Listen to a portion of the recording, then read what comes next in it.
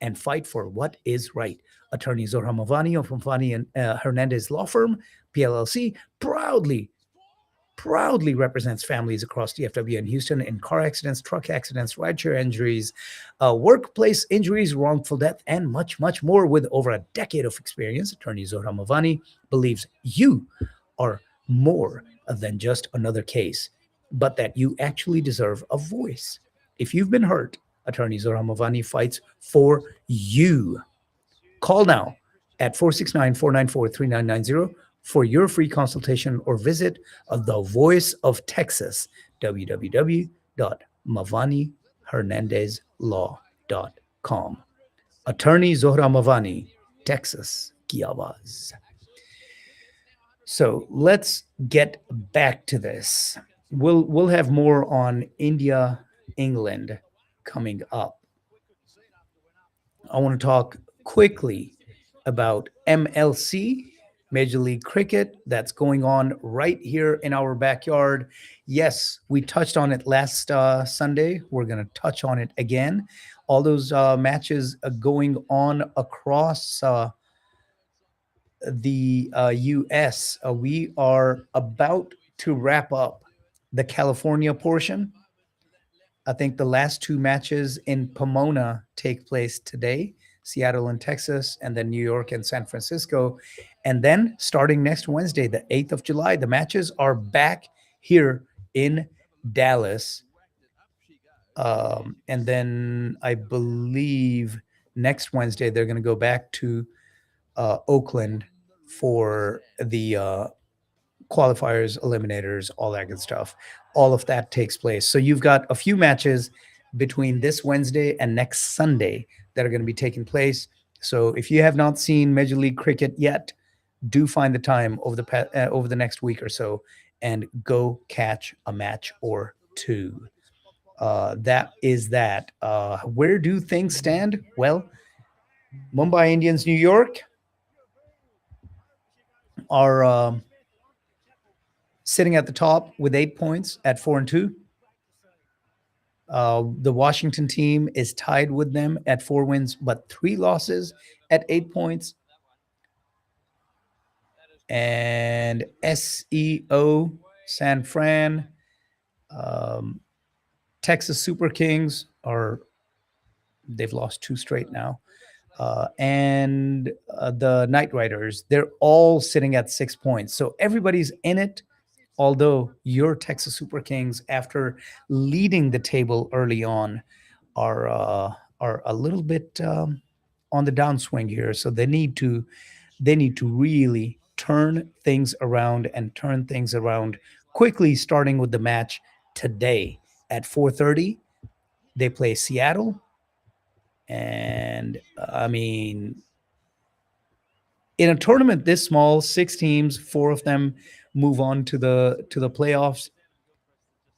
I'd be hard pressed to call a match a must win, but man, where they started and where they are right now, this is a must win situation.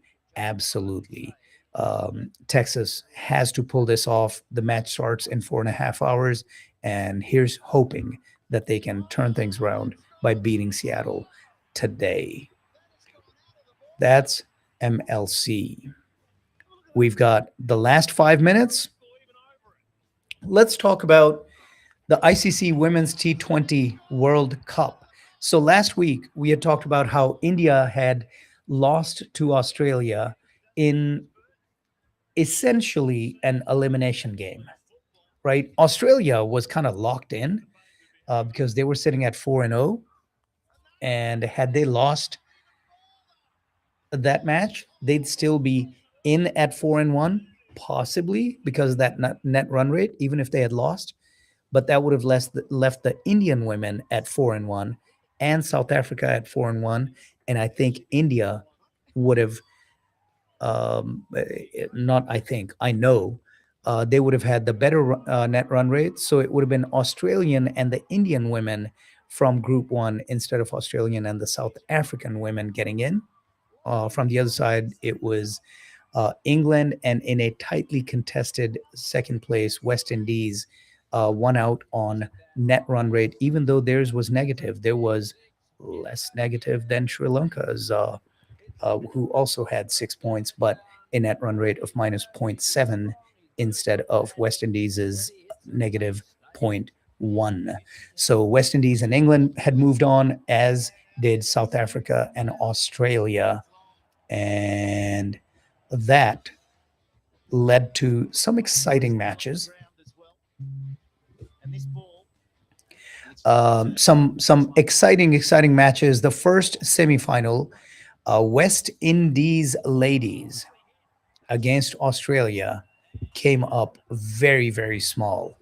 Scored 125 total at a loss of 7. And Australia made short work of them, scoring 127 to catch that target of 125 in the 13th over. Won this one handily and moved on from that first semifinal, moved on to the finals, did the Australia team. The second one between England and South Africa went about as expected.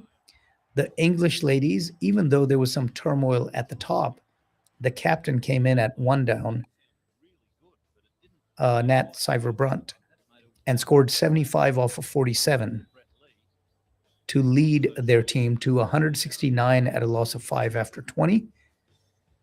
And South Africa, just with a target of 170 against a strong side like England, just never was in this match.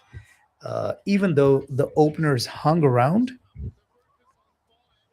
the captain herself came in, Laura Volvard and Tasmin Brits. They hung in for a little while. Laura Volvard fell after scoring 17 off of 15, but Tasmin Brits 51 off of 45, but nothing doing. The wickets just fell one after another. Once Laura's wicket fell in the 6th over, in the 8th, Annie Dirksen fell. That left them at 49 off, with a loss of 2. In the 11th, they lost another one, leaving them at 68 at a loss of 3. In the 14th over, lost the next wicket, 91 for a loss of 4. And right off the bat, 95 for a loss of 5 in the very next 15th over. All in all, South African women only scored 129 at a loss of 8 at the end of 20, losing this one by 40 runs. England wins by 40, moves on to the finals, and England and Australia in a maybe not tense, but a good match that looks like Australia is going to pull it off pretty easily here. The English ladies scored 150 at a loss of 4. They batted first. The big boppers here, the openers, disappointed, but this time the captain, Sciver-Brunt, came in at 1 down, scored 58 off of 53. And then Freya Kemp toward the end had some fireworks, 44 off of just 28, with 4 fours and a 6, strike rate of 157, but leaving England at just 150 at a loss of 4. And boy, oh boy, despite an early wicket, Georgia Vall was bowled out by Bell at 9 off of 6. Beth Mooney and Phoebe Litchfield are on the field right now with some fireworks. Australia at the end of 8 is sitting at 80 at a loss of 1, well in line to reach that target of 151. The win probability for the Australian ladies right now, 92.54. You have been listening to the Sports Spotlight. It's been a pleasure. It's been fun. I hope you enjoyed it. It is time to go. You're going to be listening to Atul coming up in just a minute, in just a few minutes after some time off. It's going to be great to have him bring some nostalgia down memory lane, or melody lane, as he calls it, because it's music. And with that, I'm signing off. I'm your host, Rizwan. Thank you for tuning in. I'll be back next Sunday from 10 to midnight with the Sports Spotlight. And before that, you'll hear me Wednesday night with Chandni Ratein at 9 p.m. Peace.